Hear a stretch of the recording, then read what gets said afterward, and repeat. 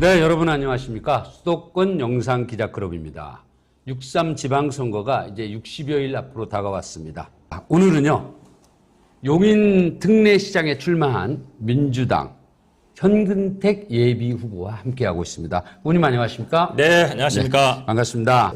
본격적인 질문에 들어가기에 앞서서 네네. 제가 들어오면서 이렇게 보니까 12년 동안 싸워서 이긴 용인 경전철 주민소송에 이제 승소한 게 이렇게 딱 걸려 있어요. 네. 끈질기게 이게 승소를 하시기까지의 여러 가지 그 주민들과의 그 얘기거리가 있을 것 같아요. 네네, 맞습니다. 소개를 좀 해주시죠.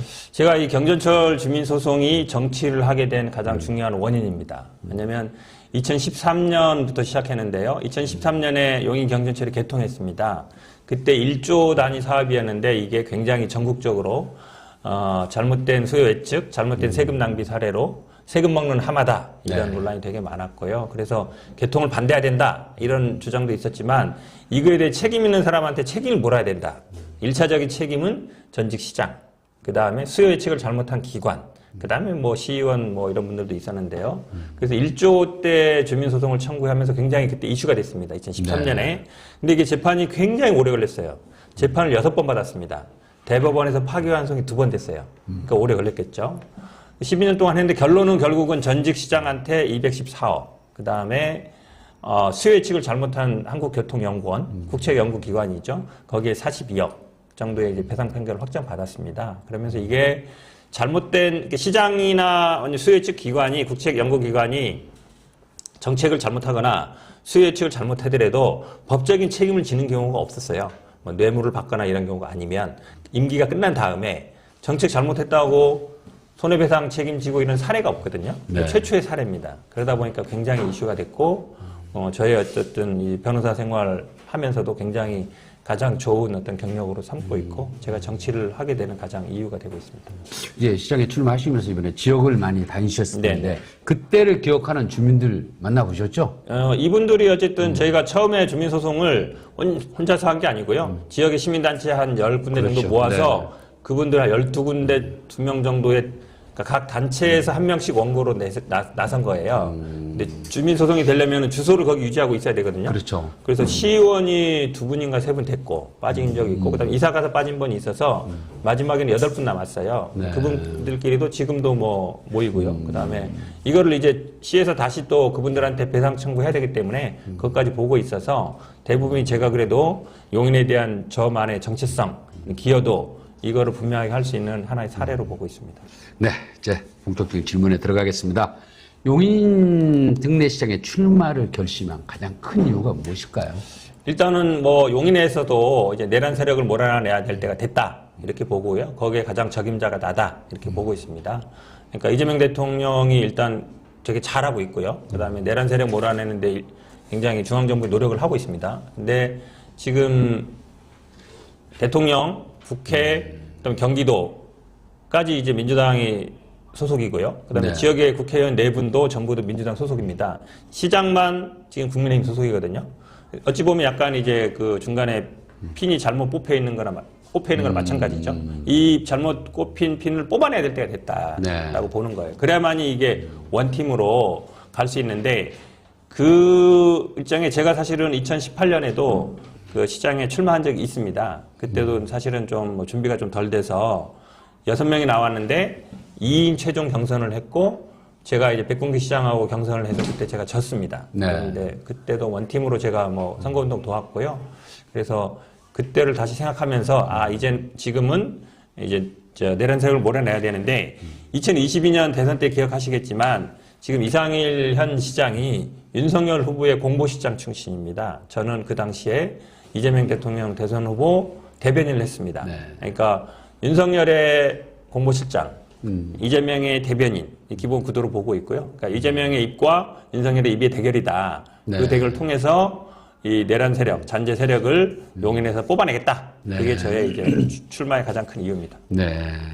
이번 6.3 지방선거에서는 사실상 국민의힘보다는 더불어민주당 예비후보들도 이제 도전자가 더 많아졌어요. 네네. 네, 한 배는 많은 것 같아요. 네네. 그런데 그 많은 후보들과 용인 지역도 상당히 많잖아요. 네네. 네, 많은데 지금 이제 3배수 안에 드신 거로 알고 있는데 네네. 그러면 그 후보들과 지금 새 두 분이 더 계시잖아요. 네네. 네, 그 두 분들과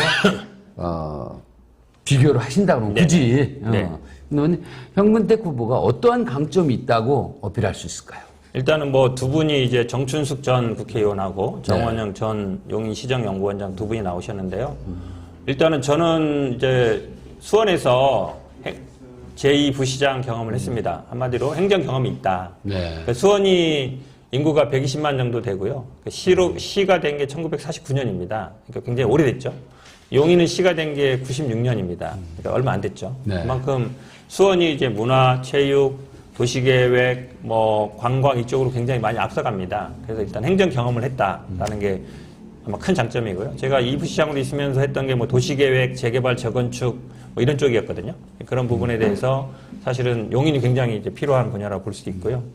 그다음에 제가 모르시는 분들이 많은데 제가 재건축으로 건축공학 석사학위를 받은 게 있습니다. 네. 그리고 건축기사 자격도 있고요. 건설 안전기사 자격도 있습니다. 이게 왜 강조하냐면 용인이 이제 막 만들어지는 도시입니다. 네. 수지하고 기흥은 어느 정도 좀 이제 완성돼 갔지만 처인구가 그 용인시 전체 면적이 서울의 98% 정도 됩니다. 근데 그 중에 면적의 80%가 처인구입니다. 근데 처인구가 지금 이제 막 이제 개발이 되고 있거든요. 근데 이 선계획, 후개발이 굉장히 중요한데 그 계획을 제대로 세울 수 있는 사람이다. 그러니까 지금 수지 같은 경우가 난개발로 굉장히 이제 분당하고 비교가 많이 되지 않습니까? 분당은 개발이 계획적으로 됐는데 수지는 그렇게 안 됐거든요. 그런 현상이 처인구에 나타날 수 있는데 그거를 막을 수 있다라고 이제 있고요. 그 다음에 저는 사실 이게 두 번째 출마입니다. 나머지 두 분은 아마 시장 출마 경험은 없는 걸로 알고 있고요. 그러니까 용인시는 사실은 시장으로 출마를 하면 100만 인구를 상대하는 겁니다. 그렇죠. 기본적으로 서울의 면적 정도 되는 98%니까요. 그 정도를 상대하기 때문에 물론 뭐 어느 지역에서 국회의원 지난 게 도움될 수도 있지만 저는 그래도 18년도에 선거를 준비하면서 공약이라든지 사람들이라든지 구석구석을 다 가봤거든요. 다 만들어봐서 이제 두 번째 출마라는 것도 저에 대한 장점이고요. 그리고 아까 말씀드린 이제 용인 경전철 주민소송으로 용인에 대한 기여도도 있다. 제가 이렇게 말씀드리고 싶습니다. 네. 네. 용인 하면은 사실 난개발이라고 그렇죠. 수도권 지역에서 가장 급부상한 그런 도시잖아요. 네네. 예, 시급하게 해결해야 될 과제들이 많아요. 네네. 그 중에서도 내가 만약 시장이 된다면 꼭 난 이 문제부터 해결하고 가겠다 하는 걸 딱 두 개만 꼽아주세요. 모든 사람들이 하나 꼽아요. 하나 꼽는 건 뭐냐면 반도체 단지 이전 문제. 이게 용인 시내는 어디 가나 사람들이 최고의 관심사예요. 예. 그래서 반도체 단지 이전 없다. 원한 대로 간다. 반도체 단지가 저 원삼 쪽에 이제 하이닉스가 원래 4기 팹을 짓기로 돼 있는데 지금 6개까지 확장하는데 그건 이제 1기 팹이 지금 짓고 있습니다. 네. 조만간 완공할 거고요. 그거는 근데 민간 산단입니다. 민간 산단 120만 평이다 보니까 민간이 SK가 땅을 사서 공장을 인허가 받아 짓는 거라 이거는 이전하라 마라 얘기할 계기가 없어요. 근데 이제 이쪽 이동 남사 쪽에 들어오는 삼성 240만 평 국가 산다는 그거는 국가에서 토지를 수용해서 네. 그 다음에 삼성한테 토지를 분양하는 거기 때문에 여기 삼성 단지가 제일 문제거든요. 근데 제가 지금 고덕 있는 삼성 쪽 있는 분들을 만나보니까 원래 삼성이 고덕에서 6공장까지 짓고 그 다음에 용인에 올 생각이었는데 지금은 반도체가 너무 잘 팔려서 네. 원래는 30년까지 마치기로 했는데 2000 아마 5공장, 6공장으로 안 짓고 5-1, 5- 이렇게 짓는다 그래요. 그러면은 삼성이 평택에서 어쨌든 2030년 이전에 5-1, 5-2까지 끝낼 수 있겠다. 그래서 저는 임기 내에 2030년 6월 이전에 용인 국가산단에 삼성 1기 팹을 가동시키겠다. 이제 그거를 저는 이제 공약으로 내세우려고 하고 있습니다. 그게 1번이에요. 그래야만이 사실은 이 불안감. 그러니까 민주당이 집권했더니 호남에서 반도체를 뺏어가려고 한다. 그렇죠. 그 다음에 그런 이유로 인해서 토지 보상이 현재 지지부진하고 늦어지고 있다. 이 두 개가 가장 이제 국민의힘 측에서 주장하는 건데, 그 호남 문제는 이제 새만금 쪽에 이제 지난번에 현대차에서 구조 투자하기로 했거든요. 그저 투자했기 때문에 지방 균형 발전이지만 원래 확정된 국가 산업을 전략 산업을 이걸 이전해 가는 방식이 아니라 용인은 용인에 맞게 반도체, 그다음에 새만금은 새만금에 맞게 뭐 로봇이라든지 아니면 AI라든지 자동차 산업을 가면 되는 겁니다. 그래서 저는 그 별개로 가는 거기 때문에 반도체 단지 이전은 할 일이 없고 원하는 대로 가는 게 아니라 원함보다 더 빨리 간다. 하는 게 첫 번째 일단 가장 중요한 부분이고요. 두 번째는 용인은 갑자기 인구가 폭발적으로 늘다 보니까 교통 문제가 굉장히 지금 이제 심각합니다. 교통 문제 심각한데 저는 사실은 이게 약간의 예전에 민자로 계획돼 있던 도로인데요. 지금 분당선이 사실은 굉장히 이제 폭발적으로 사람들이 이용률이 많습니다. 서울로 가장 빨리 가는 길이거든요. 네네. 그게 지금 가면은 여기 미금에서 여기 동천, 성복, 그 다음에 뭐 상현역 이렇게 가거든요. 여기 상현역에서 가면은 서울로 가장 빨리 가는 길인데 이거를 저는 약간 이쪽으로 그러니까 미금, 그 다음에 이거는 이제 성남하고도 관련되는데요. 미금 죽전. 그러니까 죽전의 분들이 대부분 미금이나 오리로 많이 가세요. 죽전, 그 다음에 당국대, 그 다음에 동백, 그 다음에 용인시청, 처인구청. 이쪽으로 저는 그 분당선을 한번 연결해볼까 생각 중에 아직 확정된 건 아닌데 왜냐면 그게 가장 서울로 빨리 가는 길이거든요. 강남으로 가장 빨리 가는 길이어서 그 두 가지를 저는 중요하게 보고 있습니다. 반도체 단지를 원래 예정보다 더 빨리 간다. 그리고 지금 아까 말씀드린 것처럼 용인시청이라든지 이제 처인구청 이쪽에서 동백 쪽에서 강남으로 가장 빨리 접근할 수 있는 교통수단을 만들겠다. 그 두 가지를 가장 중요하게 생각하고 있습니다. 사실 다음 그 질문이 반도체 단지 이전이었거든요. 근데 말씀해 주셔가지고 넘어가야 될 것 같습니다. 네네.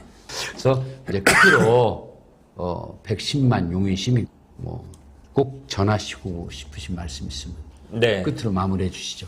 제가 슬로건을 대통령은 이재명, 용인시장은 현근택, 그 다음에 이재명의 대변인 현근택 이렇게 얘기했는데요. 뭐 이재명 대통령과의 오랜 인연이 있습니다. 2007년 제가 2006년부터 수지구청에서 변호사 사무실을 운영했는데 수지구청 앞에서 2007년에 이재명 대통령 변호사 시절에 처음 만났습니다. 그래서 변호사 대 변호사로 변호사 사무실 여기 만화에도 그렸는데 사무실 같이 할 뻔도 했어요. 같이 재판도 해봤고 오랜 인연이 있다 말씀드리고 2022년 대선 때는 제가 대변인으로 활동을 했고 고소고발도 많이 당하고 또 원희룡 당시 후보랑도 치열하게 싸운 게 아마 논란도 됐었는데요. 그러면서 어쨌든 이재명 대통령과도 굉장히 가까워지고 지금도 가끔 일 있으면 연락을 하는 관계 정도 됩니다.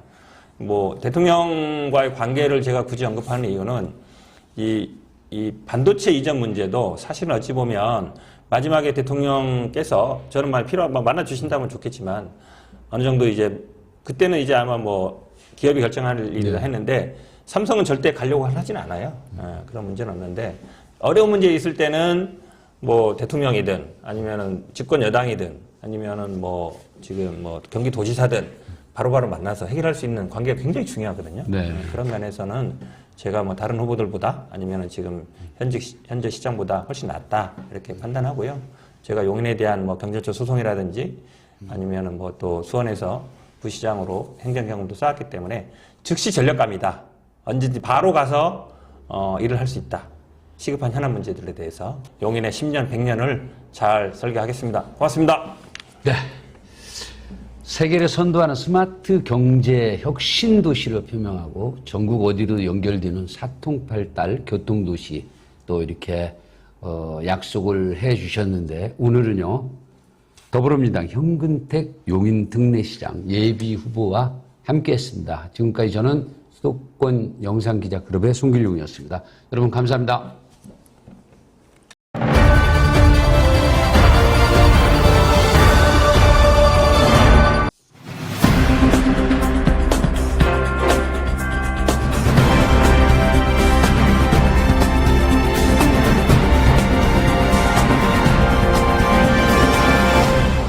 네, 여러분 안녕하십니까? 수도권 영상기자클럽입니다.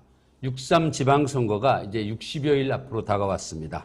오늘은요, 용인 특례시장에 출마한 민주당 현근택 예비후보와 함께하고 있습니다. 후보님 안녕하십니까? 네, 안녕하십니까? 네, 반갑습니다. 본격적인 질문에 들어가기에 앞서서 네네. 제가 들어오면서 이렇게 보니까 12년 동안 싸워서 이긴 용인 경전철 주민소송에 이제 승소한 게 이렇게 딱 걸려 있어요. 네네. 끈질기게 이게 승소를 하시기까지의 여러 가지 그 주민들과의 그 얘기거리가 있을 것 같아요. 네네, 좀 맞습니다. 소개를 좀 해주시죠. 제가 이 경전철 주민소송이 정치를 하게 된 가장 중요한 원인입니다. 왜냐하면 2013년부터 시작했는데요. 2013년에 용인 경전철이 개통했습니다. 그때 1조 단위 사업이었는데 이게 굉장히 전국적으로 잘못된 수요 예측, 잘못된 세금 낭비 사례로 세금 먹는 하마다 이런 논란이 되게 많았고요. 그래서 개통을 반대해야 된다 이런 주장도 있었지만 이거에 대해 책임 있는 사람한테 책임을 물어야 된다. 1차적인 책임은 전직 시장, 그 다음에 수요 예측을 잘못한 기관, 그 다음에 뭐 시의원 뭐 이런 분들도 있었는데요. 그래서 1조대 주민소송을 청구하면서 굉장히 그때 이슈가 됐습니다. 2013년에. 근데 이게 재판이 굉장히 오래 걸렸어요. 재판을 6번 받았습니다. 대법원에서 파기환송이 2번 됐어요. 그러니까 오래 걸렸겠죠. 12년 동안 했는데 결론은 결국은 전직 시장한테 214억, 그 다음에 수요 예측을 잘못한 한국교통연구원, 국책연구기관이죠. 거기에 42억 정도의 이제 배상 판결을 확정받았습니다. 그러면서 이게 잘못된 시장이나 수요 예측 기관이, 국책연구기관이 정책을 잘못하거나 수요 예측을 잘못하더라도 법적인 책임을 지는 경우가 없었어요. 뭐 뇌물을 받거나 이런 경우가 아니면 임기가 끝난 다음에 정책 잘못했다고 손해배상 책임지고 이런 사례가 없거든요. 네. 최초의 사례입니다. 그러다 보니까 굉장히 이슈가 됐고, 저의 어쨌든 이 변호사 생활 하면서도 굉장히 가장 좋은 어떤 경력으로 삼고 있고, 제가 정치를 하게 되는 가장 이유가 되고 있습니다. 예, 시장에 출마하시면서 이번에 지역을 많이 다니셨을 텐데, 네네. 그때를 기억하는 주민들 만나보셨죠? 이분들이 어쨌든 저희가 처음에 주민소송을 혼자서 한 게 아니고요. 지역의 시민단체 한 10군데 그렇죠. 정도 모아서 그분들 한 12군데, 2명 정도의 각 단체에서 한 명씩 원고로 나선 거예요. 근데 주민소송이 되려면 주소를 거기 유지하고 있어야 되거든요. 그렇죠. 그래서 시의원이 2분인가 3분 됐고, 빠진 적이 있고, 그 다음에 이사 가서 빠진 분이 있어서, 마지막에는 8분 남았어요. 네. 그분들끼리도 지금도 뭐 모이고요. 그 다음에 이거를 이제 시에서 다시 또 그분들한테 배상 청구해야 되기 때문에, 그것까지 보고 있어서, 대부분이 제가 그래도 용인에 대한 저만의 정체성, 기여도, 이거를 분명하게 할 수 있는 하나의 사례로 보고 있습니다. 네, 이제 본격적인 질문에 들어가겠습니다. 용인 등내시장에 출마를 결심한 가장 큰 이유가 무엇일까요? 일단은 뭐 용인에서도 이제 내란 세력을 몰아내야 될 때가 됐다 이렇게 보고요. 거기에 가장 적임자가 나다 이렇게 보고 있습니다. 그러니까 이재명 대통령이 일단 되게 잘하고 있고요. 그다음에 내란 세력 몰아내는데 굉장히 중앙정부의 노력을 하고 있습니다. 근데 지금 대통령, 국회, 그다음 경기도까지 이제 민주당이 소속이고요. 그다음에 네. 지역의 국회의원 4분도 전부 다 민주당 소속입니다. 시장만 지금 국민의힘 소속이거든요. 어찌 보면 약간 이제 그 중간에 핀이 잘못 뽑혀 있는 거나 마찬가지죠. 이 잘못 꼽힌 핀을 뽑아내야 될 때가 됐다라고 네. 보는 거예요. 그래야만이 이게 원팀으로 갈 수 있는데 그 일정에 제가 사실은 2018년에도 그 시장에 출마한 적이 있습니다. 그때도 사실은 좀 뭐 준비가 좀 덜 돼서 6명이 나왔는데 2인 최종 경선을 했고 제가 이제 백군기 시장하고 경선을 해서 그때 제가 졌습니다. 네. 그런데 그때도 원팀으로 제가 뭐 선거운동 도왔고요. 그래서 그때를 다시 생각하면서 지금은 이제 내란 세력을 몰아내야 되는데 2022년 대선 때 기억하시겠지만 지금 이상일 현 시장이 윤석열 후보의 공보시장 출신입니다. 저는 그 당시에 이재명 대통령 대선 후보 대변인을 했습니다. 네. 그러니까 윤석열의 공보실장, 이재명의 대변인, 기본 구도로 보고 있고요. 그러니까 이재명의 입과 윤석열의 입의 대결이다. 네. 그 대결을 통해서 이 내란 세력, 잔재 세력을 용인에서 뽑아내겠다. 네. 그게 저의 이제 출마의 가장 큰 이유입니다. 네. 이번 6.3 지방선거에서는 사실상 국민의힘보다는 더불어민주당 예비후보들도 이제 도전자가 더 많아졌어요. 네네. 네, 한 배는 많은 것 같아요. 네. 그런데 그 많은 후보들과 용인 지역도 상당히 많잖아요. 네네. 네, 많은데 지금 이제 3배수 안에 드신 거로 알고 있는데 네네. 그러면 그 후보들과 지금 두 분이 더 계시잖아요. 네네. 네, 그 두 분들과 비교를 하신다고 하면 네네. 굳이 네.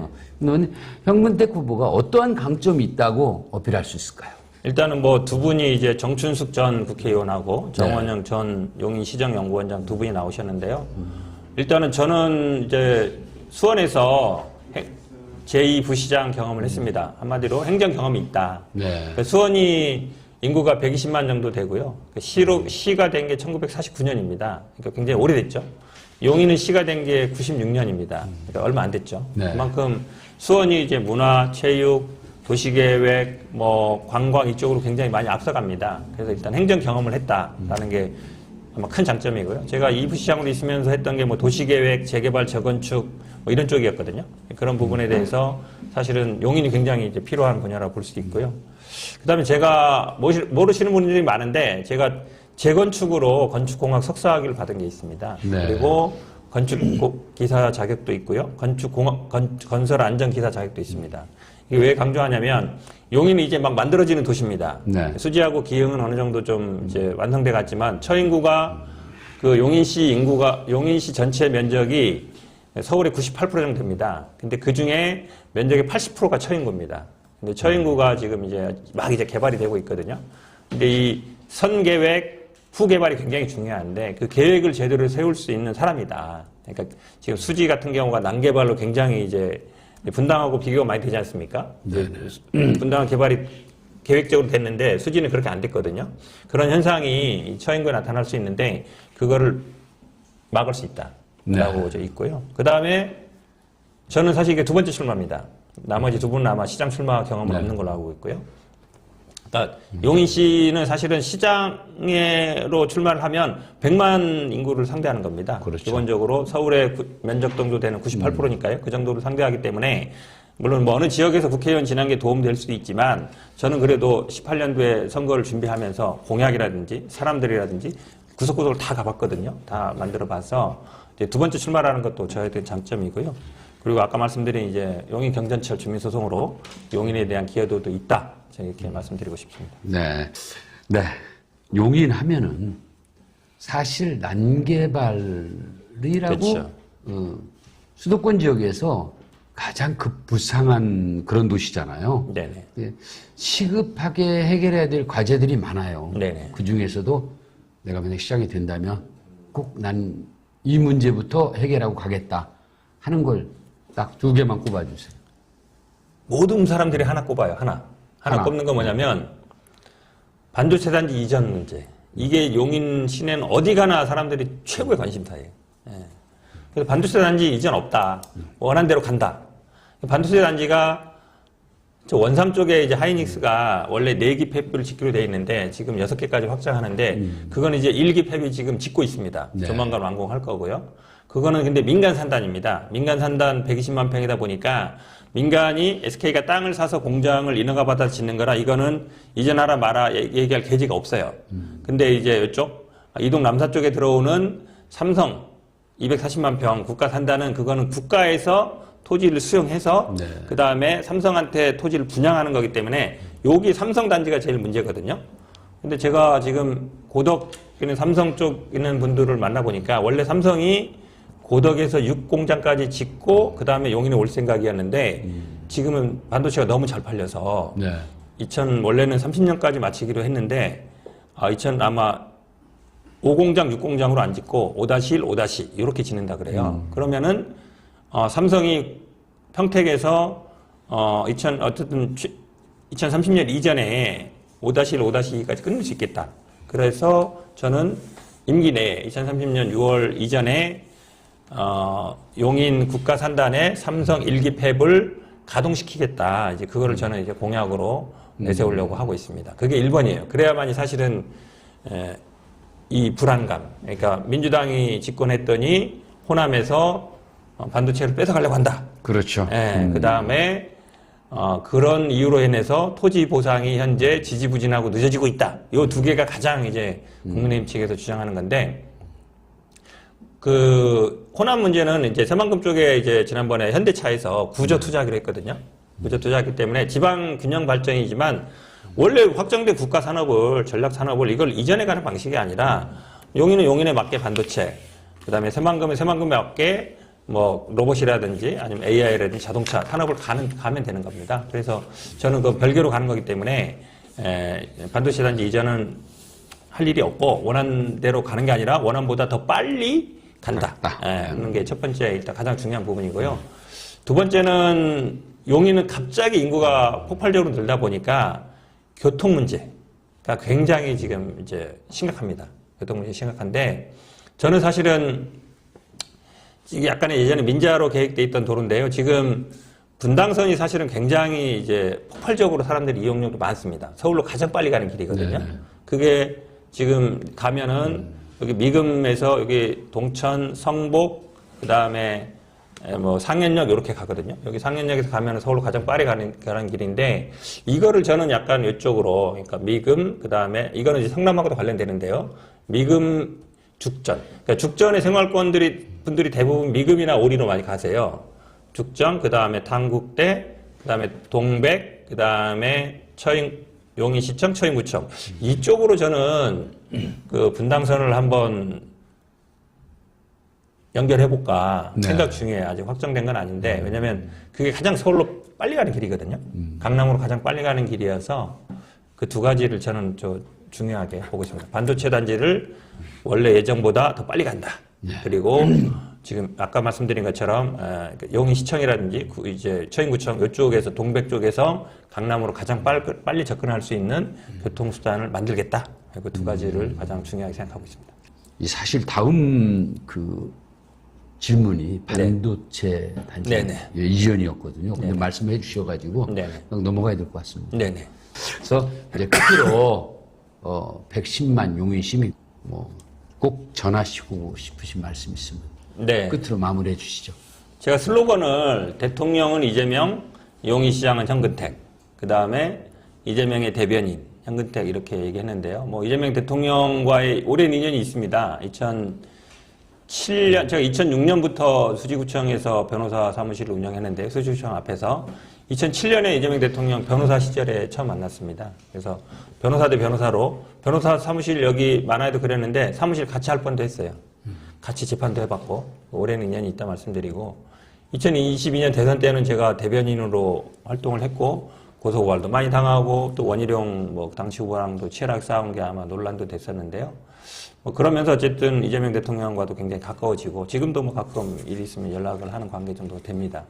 뭐 대통령과의 관계를 제가 굳이 언급하는 이유는 이 반도체 이전 문제도 사실은 어찌 보면 마지막에 대통령께서 저는 만나 주신다면 좋겠지만 어느 정도 이제 그때는 이제 아마 뭐 기업이 결정할 일이라 했는데 삼성은 절대 가려고 하진 않아요. 그런 문제는 없는데 어려운 문제 있을 때는 뭐 대통령이든 아니면은 집권 여당이든 아니면은 뭐 지금 뭐 경기도지사든 바로바로 만나서 해결할 수 있는 관계가 굉장히 중요하거든요. 그런 면에서는 제가 뭐 다른 후보들보다 아니면은 지금 현재 시장보다 훨씬 낫다 이렇게 판단하고요. 제가 용인에 대한 뭐 경전처 소송이라든지 아니면은 뭐 또 수원에서 부시장으로 행정 경험도 쌓았기 때문에 즉시 전력감이다. 언제든지 바로 가서 일을 할 수 있다. 시급한 현안 문제들에 대해서 용인의 10년, 100년을 잘 설계하겠습니다. 고맙습니다. 네.